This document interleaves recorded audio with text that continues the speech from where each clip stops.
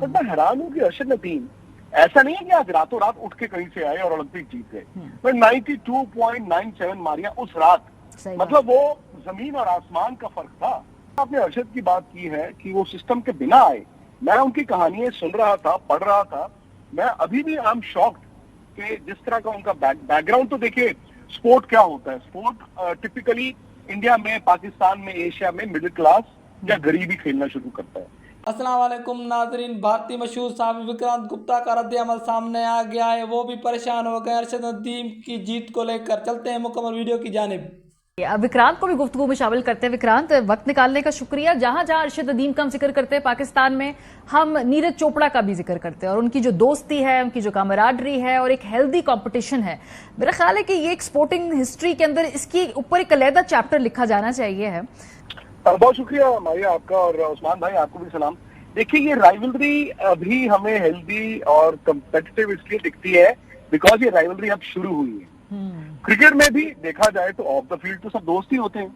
उस्मान ने बहुत दौरे कवर किए हैं, ही वुड ऑल्सो नो कि भाई शाम को तो खाना अक्सर उस वक्त इंडिया पाकिस्तान के प्लेयर साथ ही खाते थे।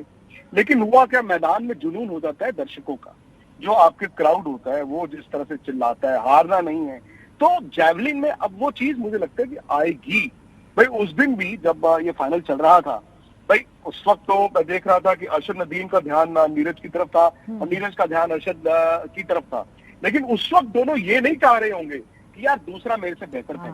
तो दोस्ती है, बट मुझे लगता है कि एक स्पोर्टिंग मुल्क की निशानी होती है कि वो दोस्ती को ना, मतलब मैं राइवलरी नहीं कहूंगा, लेकिन उस कंपेटिटिव स्पिरिट में लेकर जाए।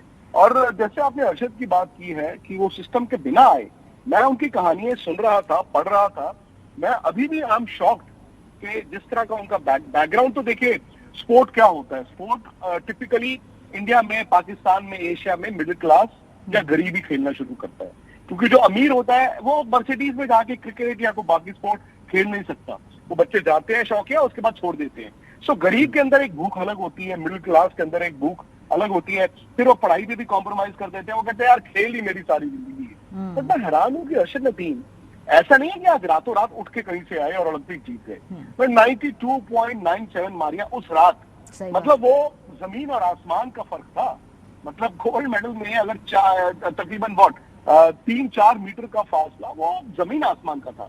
सो मैं थोड़ा हैरान हुआ ये पढ़ के कि पाकिस्तान में उन्हें अभी भी वो सिस्टम उस तरह से सपोर्ट नहीं कर रहा। आने वाला वक्त होगा, आप देखेंगे इनकी राइवलरी कट थ्रू टू।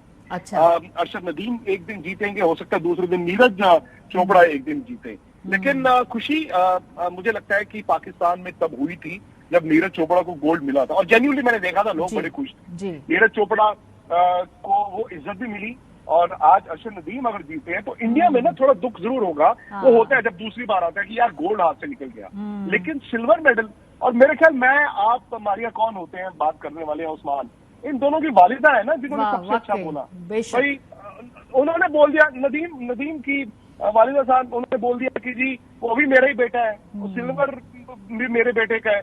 यहाँ नीरज चोपड़ा की मदर, उन्होंने भी बोल दिया कि जी गोल्ड जीतने वाला भी तो मेरा ही बेटा है। आई थिंक इससे बड़ी कोई बात नहीं हो सकती। हम बहुत बात करते हैं कि जी खेल यूनाइट करता है, डिप्लोमेसी होती है, लेकिन मैं हमारे आपको एक बात बताऊं, वो सब हिपोक्रेसी है। ठीक बात, वो सब ना हम बातों के लिए करते हैं। असली जो बात है ना, इन दोनों की वालिदा ने की। हाँ बिल्कुल जी। ये जो आप बात कर रहे हैं ना, एक और बात चूंकि कॉमन है पाकिस्तान इंडिया में कि हम एक क्रिकेटिंग नेशन है।